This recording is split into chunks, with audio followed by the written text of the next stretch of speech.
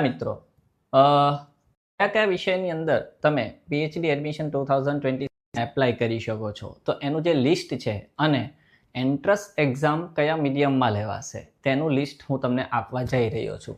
તો મિત્રો, પહેલાં હું તમને સબ્જેક્ટની વાત કરું તો architecture and design, aquatic biology, bioscience, chemistry, commerce, account, banking, statistics, economics, comparative literature, computer science, economics, education, English, Gujarati, Hindi, history, HRD, law, library science, management, mathematics, microbiology, physics, psychology, public administration, physical education, rural studies, Sanskrit, social work, psychology, statistics, anaesthesiology, community medicine, general surgery, nursing, optometry, pathology, pharmacology, physiology, biophysics, physiotherapy, radiology, respiratory medicine, TB and chest.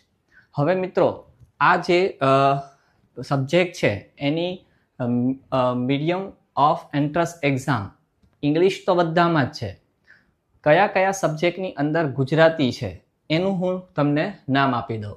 તો એક જે commerce છે કે જેની અંદર કહેવામાં આવ્યું છે, એક જે છે તે commerce, account, banking, statistics, economics એની અંદર. બીજું છે કમ્પેરેટિવ લિટરેચર, ત્યાર પછી ઇકોનોમિક્સ, એજ્યુકેશન, ત્યાર પછી ગુજરાતી તો ઓબ્વિયસલી ગુજરાતી જ હોવાની છે. ત્યાર પછી હિસ્ટ્રી છે, લો છે, લાઇબ્રેરી સાયન્સ છે, સાયકોલોજી છે, પબ્લિક એડમિનિસ્ટ્રેશન છે, ફિઝિકલ એજ્યુકેશન છે, રૂરલ સ્ટડીઝની અંદર છે. ત્યાર પછી સંસ્કૃતની અંદર સંસ્કૃત અને ગુજરાતી બંને કીધું છે. સોશિયલ વર્ક છે, ત્યાર પછી સાયકોલોજી છે.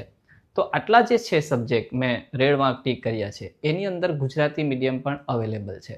સંસ્કૃતની અંદર સંસ્કૃત અને ગુજરાતી અવેલેબલ છે. જો તમને માહિતી ગમી હોય તો વિડીયોને શેર કરો, પ્લીઝ સબસ્ક્રાઈબ કરો.